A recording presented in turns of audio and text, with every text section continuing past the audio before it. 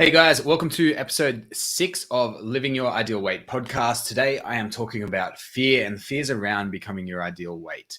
So guys, on the weekend I was at this business conference and we're working with all these other fitness businesses trying to create a massive impact within the industry and just really leverage it so that it can become a vehicle for freedom for us, but also something that's going to last and help people change their lives. So in this group, we're all trying to do new things, challenge our limits, and one of the underlying things I realized was there's so much fear of the unknown or fear of change, right? And this is so common with our weight loss journey. And I think the underlying message to so many things is me going through my weight loss journey, me understanding like all these principles, all these foundations, it actually reflects so well into other areas of my life. And I think that's why I've been able to really connect the dots and make the most of every situation and continue to move forward in other areas. So if that's relevant for you, let me know, think about it. I'm pretty sure it would be. But one of the main things when you're looking at challenging your beliefs and your fears, you need to understand that these fears are going to pop up a lot. And when it comes to changing your life, if you've been overweight your whole life, it's almost like an identity.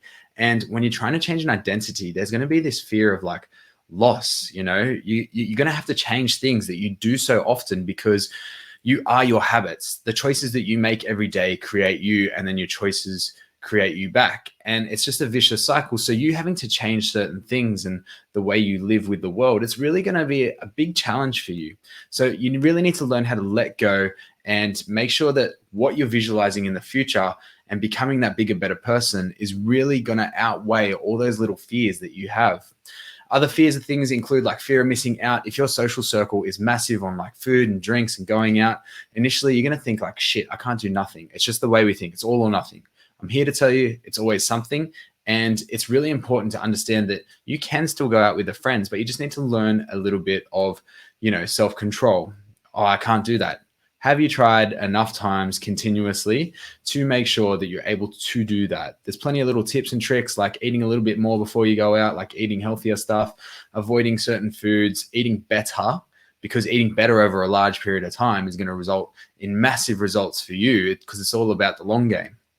So that's one of them, fear of missing out. The next one, you don't need to avoid the situations, which talked about fear of judgment. So it absolutely shits me to tears that people, when they say they're trying something new with weight loss, people bag them out, right? And it makes you feel super uncomfortable. It makes you feel judged. It makes you feel like you're not going to do it because you've had failures in the past.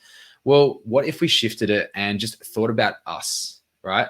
Thought about our progress over perfection, our always something approach, and just let those comments slide because you know what? They have no room to judge. More than likely in their own life, they've been the ones that haven't had, they should be doing something towards their own health themselves. And that makes them feel guilty. So if you are having problems with your social circle, making fun, if it's your family, look to be around people who aren't talking that way. Look for people who are looking to support your journey and make sure that you are on the right path. Because if you're constantly doing these fad diets, these quick wins, you're not going to get these life-changing results that people that think fit are getting because it's a consistency game. There's a quote here and it's so true. It's like, I'm an old man and have known a great many troubles, but most of that never happened. Every little fear we have in our head that has stopped us from doing things may not have actually come true. And that one was from Mark Twain. And you really need to put things into perspective. So how do we put them into perspective? How do we conquer our fears? Well, we really need to define them and figure out, were they one of the ones above, or what else is the thing holding us back? Sometimes people think fear, they try and hide it. And not say it's fear, but there's some sort of fear wrapped up in there. So I've got a few tips here to help you with that. It's called fear setting. Tim Ferriss made it popular in a YouTube series a little while, actually, probably 10 years ago. And I even did this when Corona happened. The gym was shutting down and I went through it. I was like, all right, what's going to happen? Like the first one, all right, I'm going to define the nightmare. What's the absolute worst thing can happen? Is this going to kill me?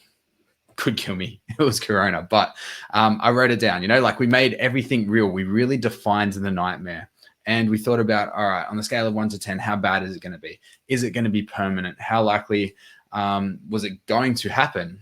Writing it down gets it out of your head. It makes it feels like it's someone else's problem when you can see it. Number two, what steps can I take to repair the damage or get back on track when things are going right or when we have the opportunity to? And that was, well, I started my business in a park with a cone. I might lose everything else, but I can do it again. I can do it faster.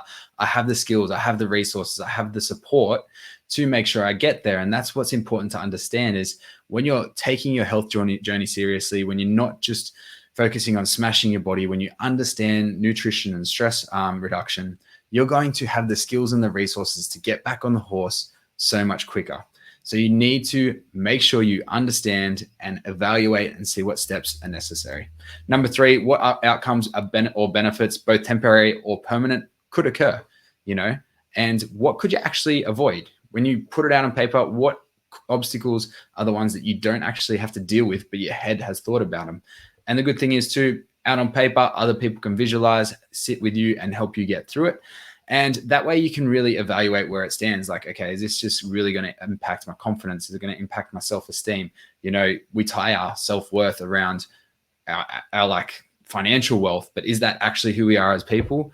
No, there's plenty of people in history who have very little net worth, but self-worth should be so high and self-esteem because of what they do for the community and things like that.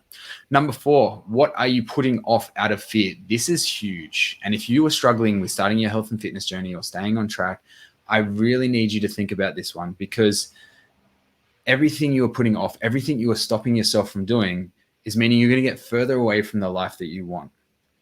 When you do not take the risk, when you do not take the chances, you will not get the things you want in life. They say risk it to get the biscuit. I say that a lot. And in terms of weight loss, it's probably not the best analogy, but being a fat kid, it just sits with me really well. So what are you putting off out of fear? If you think about it, in 5 years, if you continue to do the things that you are doing, what will your life look like? Are you going to be happy there? If you're not happy now and you're not doing anything, I guarantee that your life is not going to be much different, or probably 10 times worse, actually, if you're not actioning the things you need to do and getting the support that you need. So write that down. What are you going to miss out on? Number five, what is it costing you? It might seem silly if we're talking about a health and fitness program, thinking, oh, I'm going to have to pay for it. But no, what is it actually costing you by not being fit, by not being healthy, by not having energy, by not being focused, by not being able to do the things that you want to do, by spending time with your family and enjoying that, because you're just not there. You're feeling shit, you're uncomfortable, your self-esteem's low, you're not wanting to be out. And think about how much that is costing you. Opportunities at work. When you see healthy, fit people taking the most out of every day, they're going to get more opportunities because they have the confidence, they have the self-esteem and the energy and focus to deliver the results the boss wants. So really think about that, guys. What is it costing you, both financially, emotionally, physically, by postponing the things you are because of fear? Number six, what are you waiting for? If you cannot answer this properly, you are just full of fear. You're afraid of taking action, and that is completely normal. But if there is no clear reason why you should not be doing this, you need to give it a go. You need to start your journey. You need to move forward. You need to put a step forward. You need to ask for help and make sure that you are supported in your journey if you feel these ways. Because the people that have been through this, the people that help people through this, can help create different perspectives, which allow you to see things differently so that your belief is going to increase. And once your belief increases, your chance of action increases, and your ability to get back on track because you have that belief is significantly higher.